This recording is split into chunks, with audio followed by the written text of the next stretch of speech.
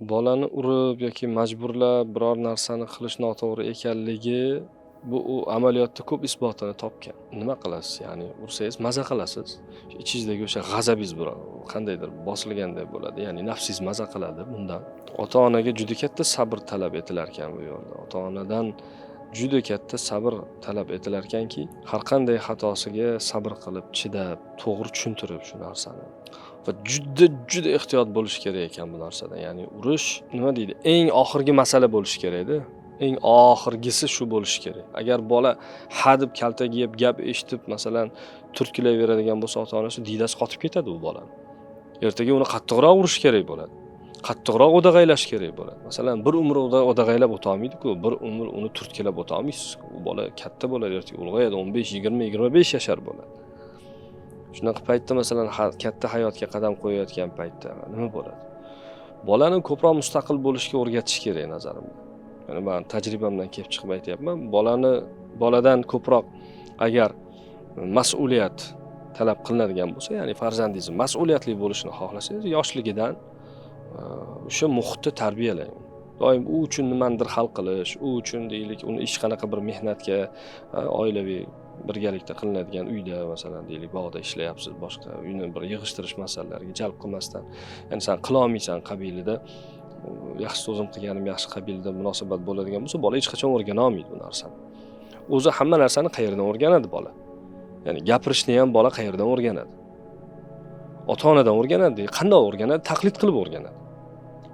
Bola ota-onasidan o'rganadi so'zlashishni. Istalgan bir millat vakilini olingda, boshqa bir millatga olib borib bering. Oradan 2 yil o'tgandan keyin borib qarasangiz, o'sha bola o'sha tilda gapirayotgan bola. Boshqa millat vakili edi-ku. Qanday bo'ldi ya'ni? Bu taqlid bilan bo'ladi. Shuning uchun bola bilan munosabatda ehtiyot bo'lish, muhabbat bilan bitta o'sha deylik, siz aytganingizni qilmasa, masalan, jazolash mexanizmi bor. Jazolash bor, keyin o'sha mukofotlash mexanizmi bor. Ishlash kerak bu narsa. Shunchalik urmaslik masalasi haqida gap ketganda men aytamanki, bola shu bitta ko'zingizni nazaridan anglab olishi kerak-da. Ota-ona nima xohlayotganini. Masalan, unga asosiy vazifa o'zi bolaga ta'lim berish emas-ku. Ota-onaning asosiy vazifasi nima o'zi? Ya'ni uni boqishmi? Nima bo'ladi ota-onaning asosiy vazifasi? Ota-onaning asosiy vazifasi unga egasini tanitish o'zi asli. Ya'ni Robbisini tanitishda. Keyin sekin-sekin u o'sha adabiyotlarga qiziqib, o'zi o'rganib, sekin ilm olgan paytida kattaga munosabat, insonlarning haqqi, ustozga munosabat, ota-onaning haqqi va ularga munosabat masalalariga bu rakursdan, bu tomondan sekin baho berishni boshlaydi. Va xohlasa, xohlamasa o'zgaradi. Chunki fitratida shu sof ruh bor-da baribir. U o'zgaradi. Shuning uchun men o'ylayman, bolaga dakki bermaslik, introvert qilmaslik uchun zo'r bir harakatdir. Men turklarni doim misol qilib keltiraman bu masalada. Bola poshsho deydi-yu. Bolani poshsholigini men o'sha joyda ko'rganman. Men bir maqtab biz o'zimizni millatdoshlarimizni yerga urmoqchi emasman. Bu suv ustida turgan bir ko'pikdir o'zi asli.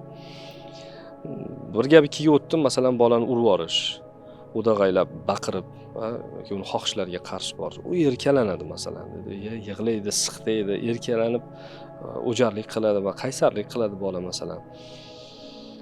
Bolaga xuddi podshodek munosabatda bo'lish. Uni har qanaqasiga 7 yoshgacha bo'lgan davrda uni har qanaqasiga uni erkaliklarini ko'tarish.